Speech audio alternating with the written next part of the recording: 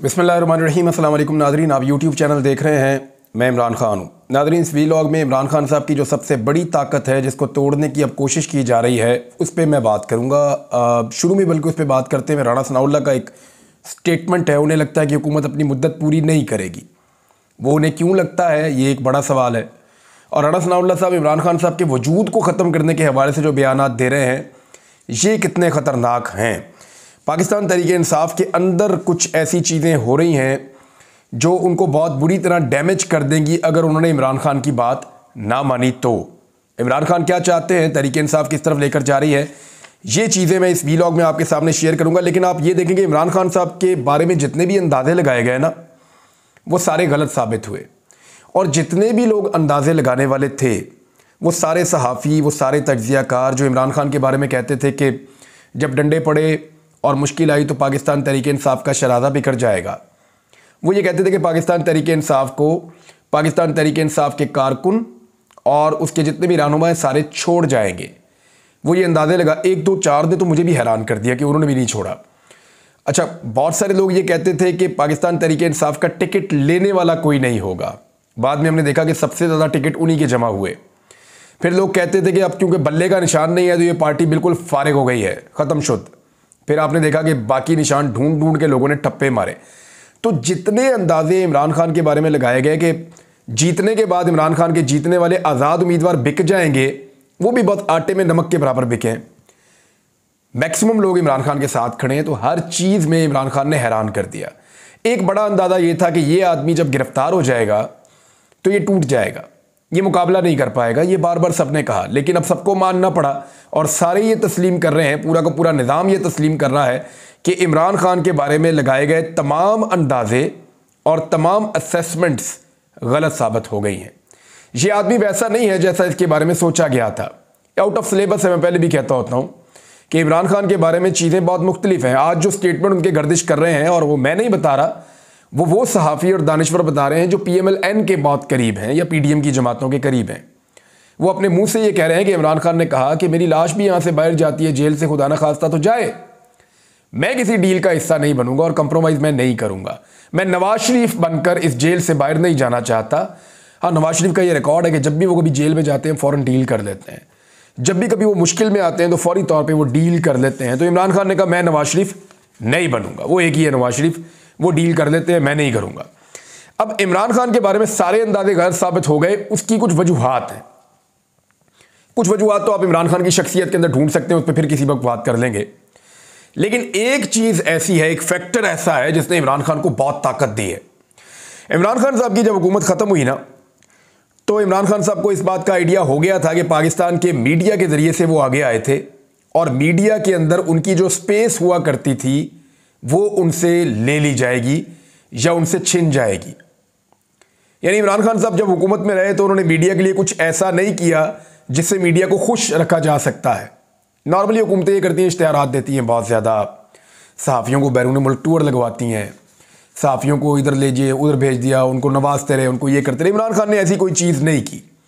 तो जब उन्होंने ये नहीं किया तो सहाफ़ियों की एक बड़ी तादाद जो है, ख़ास तौर पे वो वाले, मैं हर सहाफ़ी की बात नहीं कर रहा, वो सहाफ़ी जिन्हें आदत पड़ी हुई थी प्रोटोकॉल्स की, जिन्हें आदत पड़ी हुई थी ट्रैवल करने की, जिन्हें आदत पड़ी हुई थी मुफ्त के दौरों की, जिन्हें आदत पड़ी हुई थी काम करवाने की अपने जायज़ नाजायज़, वो सारे मायूस हो गए। और बहुत सारे मीडिया हाउसेस भी इमरान खान साहब से मायूस रहे क्योंकि इमरान खान साहब ने उनको वो फेवर्स नहीं दी जो उनको चाहिए थी। और इमरान खान साहब को ये आइडिया भी हो गया कि जिस तरीके से उनकी हुकूमत ख़त्म की जा रही है, इसके बाद मीडिया में उनके पास स्पेस नहीं रहेगी। तो उनके पास एक ही ऑप्शन बचा, वो था सोशल मीडिया। सोशल मीडिया में इमरान खान साहब के पास कुछ पहले से ताकत मौजूद थी। यानी ट्विटर के ऊपर, जिसको अब आप एक्स कहते हैं, फेसबुक के ऊपर, यूट्यूब के ऊपर, कहीं इंस्टाग्राम पे पाकिस्तान तहरीक इंसाफ मौजूद थी और इसके ऊपर उन्होंने काम को तेज़ किया। इमरान खान साहब ने सोशल मीडिया को अपना हथियार बनाया और नौजवानों तक अपना बयानिया पहुंचाने के लिए सोशल मीडिया को इस्तेमाल करना शुरू किया। वॉलंटियर्स की एक टीम थी, बहुत कम लोग ऐसे हो सकते हैं जिनको पे किया गया हो, माजी में कभी पाकिस्तान तहरीक इंसाफ ने किया भी था, लेकिन अब जितना मैं जानता हूँ वहाँ कोई ऐसा नहीं है कि कुछ तनख्वाहें पे की जा रही हों और लोगों को पैसा दिया जा रहा हो। PTI के पास तो खुद कुछ नहीं था। इमरान खान के घर के बाहर जो अफ्तारी आती थी वो लोग वॉलंटियर्स लेकर आते थे और लाकर वो अफ्तारी करवाते थे। तो पैसा तो बहुत दूर की बात है। तो हुआ ये कि बहुत बड़ी तादाद में वॉलंटियर्स इमरान खान साहब के साथ जुड़ गए और ये इतनी बड़ी टीम बन गई कि ये लाखों की तादाद में थे। यानी मैंने इतनी बड़ी सोशल मीडिया की टीम पाकिस्तान में किसी की नहीं देखी जितनी बड़ी इमरान खान साहब ने अपनी जमात की टीम बना दी, पाकिस्तान तहरीक-ए-इंसाफ की। अब ये कितना बड़ा जिन बन गया था जिसके ऊपर कंट्रोल करना किसी के बस में ही नहीं था। यानी इसके कुछ फायदे जो इमरान खान साहब को हुए वो मैं आपको बता देता हूं। नंबर एक तो यह है कि इमरान खान साहब ने जब सोशल मीडिया की एक बड़ी तगड़ी टीम बना ली तो जो रवायती मीडिया है उसकी ज़रूरत कम पड़ गई इमरान खान साहब को। यानी अखबारात की इतनी ज़रूरत उनको नहीं रही, इमरान खान साहब को टेलीविज़न की इतनी ज़रूरत नहीं रही, जो मेन स्ट्रीम मीडिया है उसकी इतनी ज़रूरत नहीं रही। उसकी वजह क्या है? देखिए, आज इमरान खान साहब एक ट्वीट करते हैं ना तो वो पैगाम ज़्यादा लोगों तक पहुंचता है बजाय इसके कि पाकिस्तान के 10 टॉप के अखबारात वो खबर छापें। मैं आपको दोबारा अपनी बात रिपीट कर देता हूं कि जितनी सर्कुलेशन पाकिस्तान के टॉप अखबारात की मिलाकर है ना, टॉप 10 अखबारात की मिलाकर है, उससे ज़्यादा सर्कुलेशन इमरान खान साहब की एक ट्वीट की है। ये मैं सिर्फ एक ट्वीट की बात कर रहा हूं, एक्स के ऊपर जारी किए जाने वाले एक पैगाम की बात कर रहा हूं। सोशल मीडिया बहुत बड़ा है, इसमें यूट्यूब भी है, फेसबुक भी है और बहुत कुछ भी है। तो इमरान खान साहब ने अपने पैगाम को और अपने बयानिए को फैलाने के लिए जब इस्तेमाल किया सोशल मीडिया पे, तो सोशल मीडिया के अंदर एक बहुत बड़ी फैमिली बन गई। और इनमें लोग कौन है? ज़्यादातर पढ़ी लिखी यूथ है। इसके अंदर ओवरसीज़ पाकिस्तानियों का एक बहुत बड़ा हिस्सा है, इसके अंदर नौजवानों का एक बहुत बड़ा हिस्सा है, पाकिस्तानी शहरी ख़वातीन, मर्दो हजरात सब उसके अंदर शामिल हैं, मर्दो ख़वातीन सब शामिल हैं और पाकिस्तान का आम आदमी भी इसके अंदर शामिल है। कई लोग ऐसे हैं जो ज़्यादा पढ़े लिखे नहीं हैं लेकिन वो इस्तेमाल करते हैं सोशल मीडिया को, क्योंकि यहां पे एक एप्लीकेशन और आ गई और उसने सारे के सारे डायनेमिक्स चेंज कर दिए और वो एप्लीकेशन थी टिकटॉक। टिकटॉक के आने के बाद यानी किसी और पार्टी को टिकटॉक की जितनी देर में समझ आती या इमरान खान साहब के मुखालिफों को जितनी देर में टिकटॉक की समझ आई, उतनी देर में इमरान खान साहब की पार्टी टिकटॉक पर अपना काम पूरा कर चुकी थी। यानी इमरान खान साहब के पैगामात को जिस दिलचस्प अंदाज में और जिस मौसर तरीके से टिकटॉक के ऊपर बना बनाकर डाला गया, यह मैंने कभी नहीं देखा था। और ये कोई भी आदमी जो पढ़ा लिखा नहीं है, जिसने कभी एक दिन भी स्कूल नहीं गया, वो इसको पकड़ता है और इसको सिर्फ यूं स्क्रॉल करता रहता है ऊपर मोबाइल के ऊपर और उसको सब कुछ दिखाई देता है और वो बयानिया उसके दिमाग के अंदर जो है वो हैमरिंग करता रहता है और वो उस बयानिए के ऊपर चल पड़ता है। उसको जब वो अपील करता है बयानिया तो वो उसको फॉलो करता है।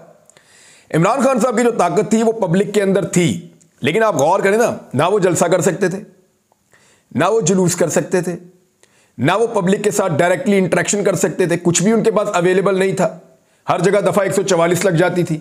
लेकिन इमरान खान का पैगाम पाकिस्तान के हर आदमी तक पहुंच रहा था और पहुंचा कौन रहे थे?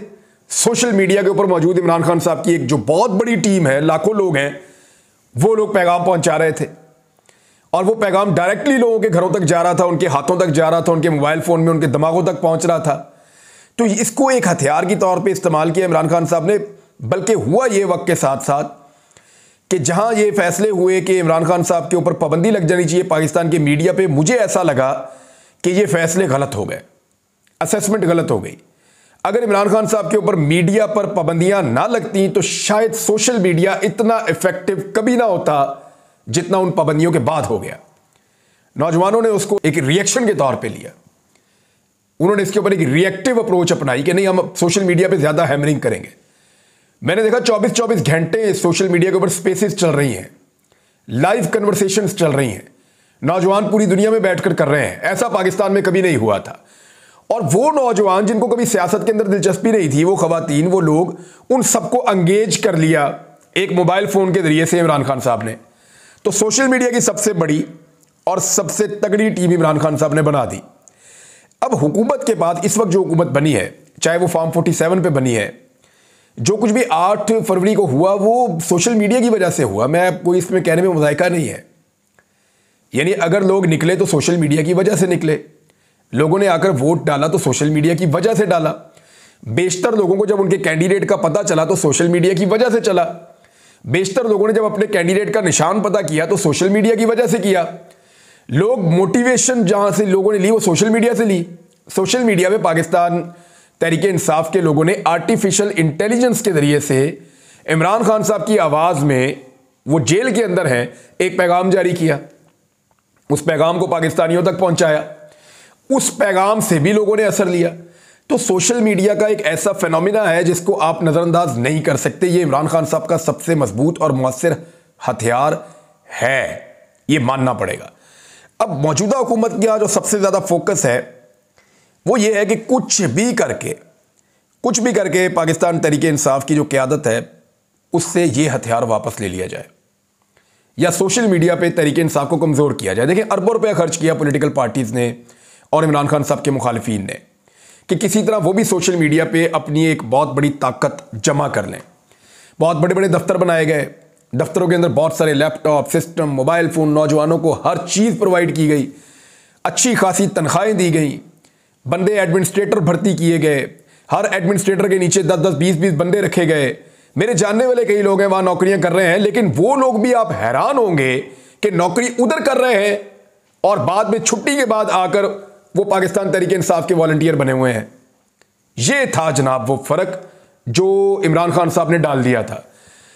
इतना पैसा खर्च करने के बावजूद, इतनी मेहनत करने के बावजूद इमरान खान साहब के सारे मुखालिफिन मिलकर भी इमरान खान साहब की जो सोशल मीडिया की ताकत है उसका अशरे अशीर भी पैदा नहीं कर सके।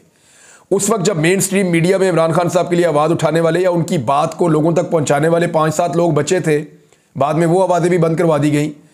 उस वक्त इमरान खान साहब के पास सिर्फ सोशल मीडिया का टूल था और उन्होंने उसको मौसर तरीके से इस्तेमाल किया है। सोशल मीडिया में पाकिस्तान तहरीक इंसाफ के चंद अकाउंट जो हैं वो ऑफिशियल हैं, बाकी सारे वॉलंटियर्स हैं। इमरान खान साहब को इसका कोई नुकसान भी हुआ। बाद औक़ात किसी वॉलंटियर ने कोई गंदी हरकत की या कोई ऐसी हरकत की जो जायज़ नहीं थी या कोई ऐसी हरकत की जिसका कोई जवाब नहीं दिया जा सकता, तो वो इमरान खान साहब के खाते में डालने की कोशिश की गई और अभी हाल ही में दोबारा ऐसी कोशिश की गई है।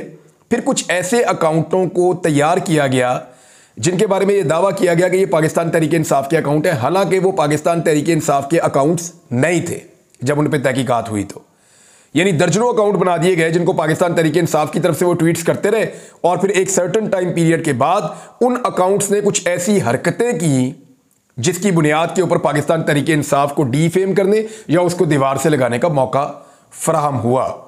अब ये एक नेगेटिव पहलू भी था, लेकिन पाकिस्तान तहरीक इंसाफ के जो ऑफिशियल अकाउंट्स हैं वहां से कभी कोई ऐसी हरकत नहीं हुई जिससे इमरान खान साहब या उनकी पार्टी को नुकसान हो, वहां से वो बच जाते थे। अब हुआ क्या, ऐसा क्या हुआ कि सोशल मीडिया के ऊपर पाकिस्तान तहरीक इंसाफ के अलावा किसी और का मंजन नहीं बिका। एक तो बयानिए का फुकदान था। इमरान खान के बाद बयानिया बड़ा तगड़ा बन गया था। एक तो उन्होंने कहा जी कि मुझे साजिश के जरिए निकाला गया है। दूसरा उन्होंने कहा ये सारे चोर डाकू इकट्ठे हो गए हैं, इन सब के ऊपर केसेस हैं, ये आकर अपने केसेस खत्म करेंगे। और इमरान खान पहले ही कह रहे थे कि ये सारे मेरे खिलाफ इकट्ठे हो जाएंगे और फिर सबने देखा। तो बयानिया बड़ा तगड़ा था इमरान खान के पास। बयानिया की वजह से इमरान खान इनसे आगे निकल गए और इनके पास बयानिया कोई नहीं था। दूसरा, नौजवानों की जो रवायती सियासतदानों से एक बेजारी है ना, जो स्टेटस को से एक बेजारी है, वो भी एक वजह थी। इमरान खान एंटी स्टेटस को थे और ये सारी पॉलिटिकल पार्टी स्टेटस को की पार्टियां हैं, तो नौजवान उनसे बर्जन है। तो नौजवान जब नहीं आएंगे तो बड़ी तादाद तो नौजवानों की है सोशल मीडिया पे। तीसरा, गैर मकबूल फैसले ये लोग कर रहे थे। इन्होंने जो फैसले किए उन्होंने अवाम को नुकसान पहुंचाया। महंगाई कहां से कहां ले गए, हालात को कहां से कहां ख़राब कर दिया, लोगों के ऊपर जो टॉर्चर किया, जो जुल्म किया, जिस तरह मुकदमात दर्ज किए, जिस तरह दफ़ा 144 जो हरकतें की वो बड़ी गैर मकबूल थी। तो उस वजह से भी नौजवान इनके पास नहीं गए सोशल मीडिया वॉरियर्स। मौरूसियत, यानी मुड़ मुड़ के इनको अपने बच्चे ही नजर आते हैं। फजलुर रहमान साहब मेरा बेटा, उसको जिताओ। अभी फिर वो इसी बात को कर रहे हैं कि मेरे बेटे को डीए खान में इलेक्शन जीतना चाहिए। वहाँ अली अमीन गंडापुर की सीट के ऊपर दोबारा इलेक्शन हो रहा है एमएनए का। दूसरा, नवाज शरीफ साहब मेरी बेटी, शहबाज शरीफ साहब मेरा बेटा, आसिफ जरदारी मेरा बेटा मेरी बेटी। ये अपने बच्चों से बाहर ही नहीं निकल रहे थे। जो कौम के बच्चे हैं वो इस वजह से नाराज हो गए कि इनको सिर्फ अपने बच्चे नजर आते हैं। हम भी तो बच्चे हैं, हमारा भी इस मुल्क पे हक है। वही आईडी कार्ड हमारे पास भी है जो इनके बच्चों के पास है। तो ये आसमान से उतर के आए हुए हैं, सोने का चम्मच लेकर पैदा हो गए हैं और इख्तिदार इनका हक बन गया है। तो ये नहीं हो सकता। ये चीज़ उनको बड़ी अपील की। बरूसियत की वजह से नौजवान इनसे खाइफ था। फिर बादशाह की तरह का इनका सलूक है, उसकी वजह से भी। फिर करप्शन के मामलात के ऊपर ये जवाब नहीं दे पाए जो भी इनके ऊपर केसेस बने। टेक्निकल बुनियादों पे ज़रूर केसेस ख़त्म हुए हैं लेकिन जवाब नहीं दे पाए। नौजवान उस वजह से भी नाराज़ था। फिर जो आपस में इन्होंने गठजोड़ किया, पहले दुश्मनी की फिर दोस्ती की, उसकी वजह से भी नौजवानों को लगा कि ये धोखा दे रहे हैं। फिर चोर रस्तों के साथ ये इक़्तिदार में आए, नौजवान उस वजह से भी खाइफ हो गए।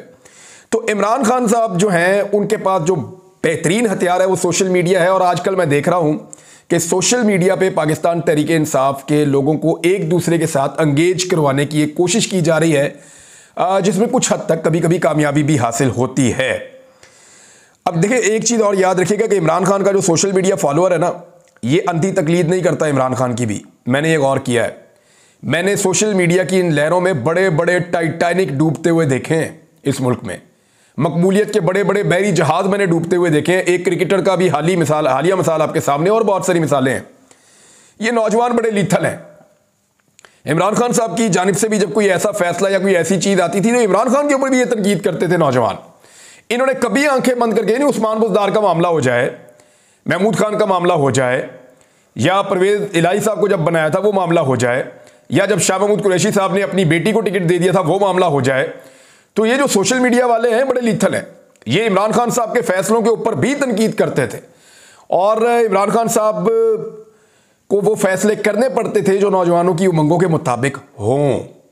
तो ये बड़ा लीथल है, सबको इस बात का ख्याल रखना पड़ेगा पाकिस्तान में। और अगर इमरान खान के पास से ये सोशल मीडिया की ताकत छीन ली जाती है तो ऐसी सूरत हाल में उनके पास से उनका मेन हथियार चला जाएगा, और इसके लिए बहुत कोशिश की जा रही है। मैं दोबारा कह रहा हूं, राणा सनाउल्लाह साहब ने जो स्टेटमेंट दिया वो बड़ा खौफनाक स्टेटमेंट है, और इमरान खान साहब के वजूद से ही वो खतरे की बात कर रहे हैं। इससे पहले भी जब ऐसे स्टेटमेंट्स दिए गए थे इमरान खान के बारे में, बाद में उनको गोलियां लग गई थी, आपको याद होगा। और अब दोबारा ऐसे स्टेटमेंट्स दिए जा रहे हैं। क्या खैबर पख्तूनख्वा के अंदर इसके ऊपर कोई कार्रवाई हो सकती है? क्योंकि पाकिस्तान तहरीक इंसाफ के लोग जो हैं वो अब ये मुतालबा कर रहे हैं कि खैबर पख्तूनख्वा में तहरीक इंसाफ की हुकूमत है तो वहाँ पर राणा सनाउल्लाह के ऊपर मुकदमा दर्ज कर दिया जाए, और ऐसी कोई गुंजाइश ना छोड़ी जाए कि उनके लीडर की जान खतरे में हो। दूसरी बात यह है कि जिस तरह पाकिस्तान तहरीक इंसाफ की सीटें छीनी जा रही हैं ना एक एक करके, इस पे पाकिस्तान तहरीक इंसाफ खसूसन जो उनका पंजाब वाला चैप्टर है कोई हिकमत अमली नहीं बना पा रहा। एक एक करके एमएनए की सीटें जा रही हैं। अगर ऐसे ही रहा तो ये 15-16 सीटें चली जाएंगी और पाकिस्तान तहरीक इंसाफ हमेशा के लिए गेम से आउट हो जाएगा, अगर शहबाज शरीफ साहब को 2/3 अक्सरियत मिल गई तो। अब ये बात आप याद रखिएगा कि इसके ऊपर अभी तक क़यादत की जानिब से जो बाहर मौजूद है इमरान खान के अलावा, ना कोई हिकमत अमली है, ना पार्टी उन उम्मीदवारों की कोई मदद कर रही है, ना वहाँ पे कोई एहतजाज हो रहा है, ना किसी किस्म की कोई हिकमत अमली सामने आ रही है। तो ऐसी सूरत हाल में तहरीक इंसाफ को बहुत ज़्यादा नुकसान होगा। पंजाब की मिसाल आप यूँ ले लें कि अगर नून लीग के साथ पंजाब में इस लेवल की धांधली होती तो क्या वो इस तरह खामोश बैठती? कभी भी नहीं। तो मैं ये कह रहा हूँ कि पाकिस्तान तहरीक इंसाफ की जो मरकज़ी क़यादत है वो इमरान खान साहब के अहकामात के मुताबिक क्या धांधली में उनके साथ होने वाला जो जुल्म है उस पर हिकमत अमली बना पाई या नहीं, ये एक बड़ा सवाल है। इस पर बात करते रहेंगे बाद में। आज कुछ दोस्त आए हुए थे, उन्होंने कुछ चीज़ें मेरे साथ शेयर भी किए, फिर बात करता हूँ। अब तक के लिए इतने, अपना ख्याल रखिएगा, अपने इस चैनल का भी। अल्लाह हाफ़िज़।